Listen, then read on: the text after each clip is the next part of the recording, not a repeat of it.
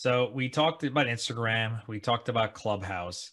There's LinkedIn, which is a medium that I like to use more prominently. I think you as well. And there's Facebook, there's TikTok, there's YouTube, there's now YouTube Shorts. There's a whole bunch of them. Pinterest as well. What are the most we're coming close to the end, so I think this would be a great time to ask this question to what is the most common mistakes that people make when it comes to social media content? Yeah, I think it's honestly, so if one, it's being on too many social media platforms, because as you were just naming, that's a lot. And if you're going to be posting on all those, there's different ways to be posting on all those that's right for that audience. So that's a huge mistake, is trying to be on every single social media platform known to mankind. The other mistake I see a lot of businesses making is that they're not social on social media. They do their post and then, all right, done. I'm done with my post. And then that's it. But I mean, imagine it as if you were at a networking event and someone walked up to you and said, "Hi, my name is Joe and I sell car insurance. Da, da, da, da. This is all about me. Don't you want to buy it?" And then turned around and walked away. I mean, it's like, well, wait a second. I didn't even get, one, to tell you anything about myself. And two, maybe I want to buy it, but now you've already left the room. You left the party, you know? So that's where I think that a lot of businesses miss the mark, is that they are selling, they push out this content and then there's no one there to continue the conversation. Joining other people, commenting on other people's posts, liking other people's posts, answering people that have commented on yours. That is all a huge part of social media. And if you just post it and then walk away, it's really no different than being at a party, talking about yourself for 15 minutes and then turn around and heading home. I love the analogy, and it's so true, right? I like how you said it. A lot of people go on social media and they're not social. So absolutely true.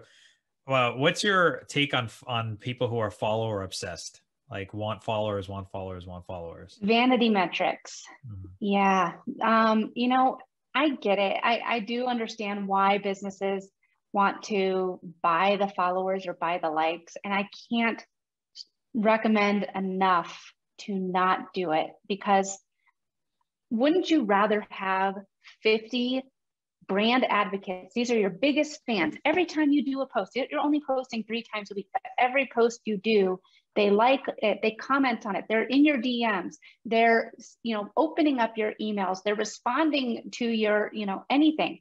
Those 50 people are your biggest brand advocates, and they're telling all their friends about you. Or would you rather have 50,000 people liking your page and you get the same amount of engagement? No, because you're basically just white noise at that point. So don't worry about the followers that you have. What you want to have is the right followers. You want to have those brand advocates that are all about you and your messaging and are telling their friends about you because they like what you have to offer. So it's just a vanity metric. Do not be obsessed over how many likes you have, how many followers you have. I know that it can seem tough because it's like, well, don't I want to have a lot to just show that I am legit? But that's where putting out the right type of content is going to help the right followers come to your page. I love it. I call that ghost followers, where you have 100, 200, 300,000, a million followers, but it doesn't transact if you're a business. And if you're a business, your purpose of being on social media is to, promote your brand, of course, engage and build a relationship with your followers.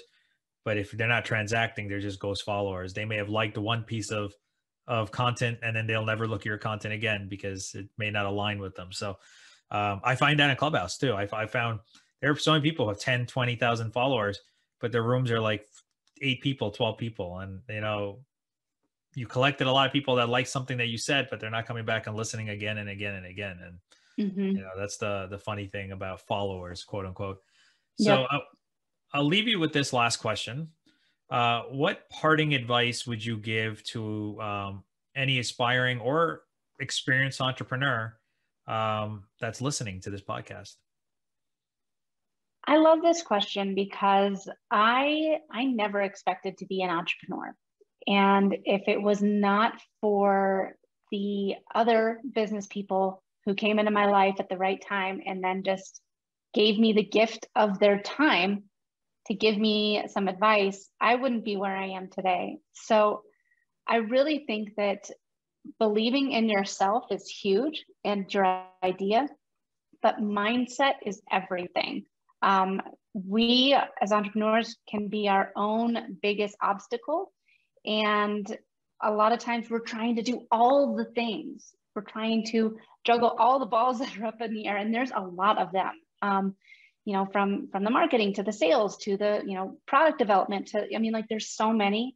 But the second that you take a step back and find the people that you can surround yourself with that will really help you grow your business, that's when you're going to grow. When you can focus on the parts that you're most passionate about and contract out or hire somebody else out to do the work that you just don't have time for, or that you know is starting to fall between the cracks. So find the right people to help you, make you stronger, and have the right mindset, because you are your biggest obstacle. And I think that once you take both of those on, I think that's when you're really going to see your business grow. Fantastic advice. I love it. I'm two big things for me in entrepreneurship: mindset, which you just mentioned, and empathy. If you can really get yourself to feel what others are going through, especially your customers, then you're going to be a success. So with that, I really, really want to thank you, Katie, for being a guest on the Business 360 podcast.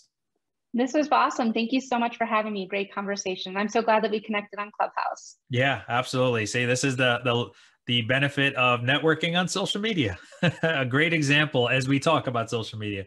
Thank you again, Katie, and I look forward to staying in touch with you.